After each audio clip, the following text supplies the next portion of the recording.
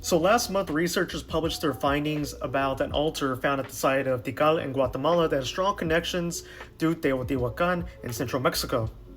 So this altar has strong similarities to motifs that you would find at Teotihuacan. For example, on four sides of this altar, we find a figure that strongly resembles a storm divinity from Teotihuacan, and another related figure researchers have labeled, quote-unquote, the Great Goddess. And here we have an image of this figure from Teotihuacan, and you can see the similarities with the headdress, the nose bar, and the fangs coming out. If you haven't noticed, this figure also shares similarities with the Mexica divinity Tlaloc.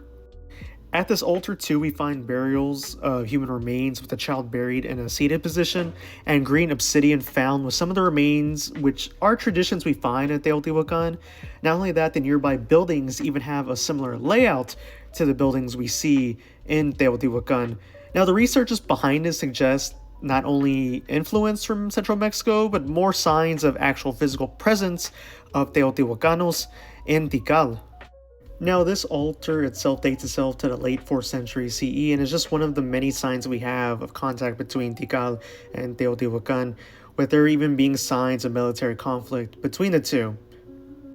Now, the site was actually intentionally buried around the 6th and 7th century, around the time of Teotihuacan's decline, suggesting a change of attitude from the locals of Tikal towards Teotihuacan.